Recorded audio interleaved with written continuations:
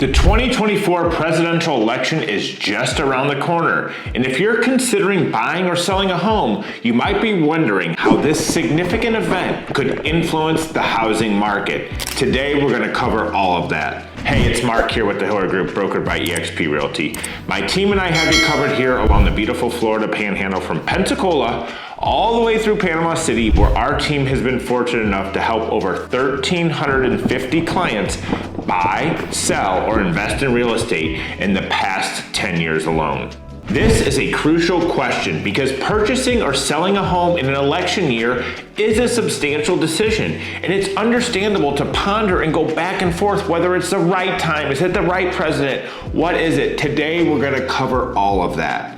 Historically, presidential elections have only had a minor, short-lived impact on the housing market itself. Here's a detailed look at how home prices, sales, and mortgage rates have behaved during these election years, and why you shouldn't let an election year dictate your real estate decision. First, let's cover home sales. In November of presidential election years, there is typically a slight dip in the number of home sales. As Ali Wolf, chief economist at Zonda, states, usually home sales are unchanged compared to non-election year, with the exception being November. In an election year, November is slower than normal. This slowdown is primarily due to uncertainty and hesitation among people about making significant decisions at such a critical time. However, it is important to note that this dip is temporary. Historically, home sales rebound in December and continue to increase the following year. Data from the Department of Housing and Urban Development, HUD, and the National Association of Realtors, NAR, indicate that after 9 of the last 11 presidential elections, home prices rose the subsequent year. Now let's dive into home prices. What happens to home prices during election years? Genuinely, they do not drop. Ryan Lindquist, a residential appraiser and housing analyst, explains, an election year doesn't alter the price trend that is already happening in the current market. Home prices tend to be resilient, typically rising year over year regardless of the elections. According to the latest data from NAR, after 7 of the last 8 presidential elections, home prices increased the following year. The only exception was during the housing market crash, which was an atypical year. Today's market conditions are quite different from the housing market crash of back in '08.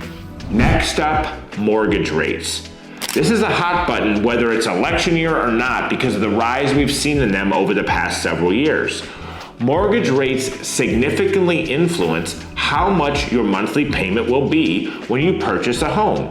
Over the last 11 presidential election years, data from Freddie Mac shows that mortgage rates decreased from July to November 8 of those 11 election years. Most forecasters predict a slight easing of mortgage rates for the remainder of the year. If these predictions hold true, this year will align with the trend of declining rates seen in the most previous election years. For prospective home buyers, this could mean lower monthly payments, and it may be an opportune time to place that offer that you've been holding back on. Elections can create heightened sense of uncertainty, but it's important to keep several key points in mind. 1, long-term investment. Real estate is typically a long-term investment. Short-term fluctuations in the market due to an election year genuinely have minimal impact in the long-term value of the property. 2, local market conditions. The national political climate may create headlines, but real estate markets are largely driven by local factors such as supply and demand, job growth, and economic conditions. These local factors often have a more significant impact on home values and sales than the national elections. Next up, economic policies. While election outcomes can influence political policies, the effect on the housing market are usually gradual and spread out over the years. Immediate drastic changes in the real estate market due to an election year are rare.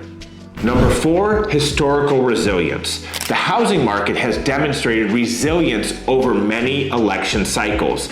Temporary slowdowns in activity are typically followed by recoveries, indicating a stable and robust market over time. So what does this all mean for you? What's the overall takeaway? While presidential elections do have some impact on the housing market, these effects are typically minor and temporary. As Lisa Sturtevant, chief economist at Bright MLS, points out, historically, the housing market doesn't tend to look very different in presidential election years compared to other years. For most buyers and sellers, elections do not have a significant impact on their plans. While it is natural to feel some uncertainty during an election year, history shows that the housing market remains strong and resilient. The decision to buy or sell a home should be based on your personal circumstances and your financial situation, and what your long-term goals are rather than the election cycle. If you need assistance navigating this market, whether it's an election year or not, let's connect. Hit the like and subscribe button. Hope you found this helpful, and we'll see you on the next one.